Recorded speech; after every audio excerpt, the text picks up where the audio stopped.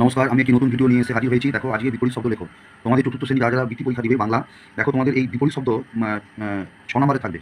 আমি এইগুলো মোটামুটি তোমাদের যতগুলো সাল আমি পেরেছি সেই সালের প্রশ্নগুলো এক জায়গায় করে তোমাদের সামনে নিয়ে এসেছি।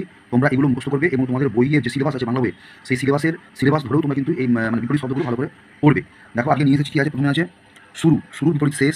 গরম ঠান্ডা, বন্ধ খোলা, অস্ত উদয়, যাওয়া আসা, দিন রাত, আনন্দ দুঃখ বা নিরানন্দ, মৌন মুখর, নবীন প্রবীণ, অভ্যাস অনভ্যাস, দুর্বল সবল, সুধা গরল, গৌরব অগৌরব, তাড়াহুড়া ধীরে সুস্থে, ইচ্ছা অনিচ্ছা, বুড়ো জোয়ান, হেসে কেঁদে, শুরু শেষ, সন্দেহ বিশ্বাস, শান্ত দুরন্ত, অভাব প্রাচুর্য, উল্টো সোজা, দুরন্ত শান্ত, আধা আধি, গোটা বা পুরোপুরি। গোটা বলতে পারো, পুরোপুরিও বলতে পারো। সূর্যাস্ত সূর্যোদয়, বিভেদ এক, বিভেদের বিপরীত এক, দুর্বল সবল, অন্ধকার আলো।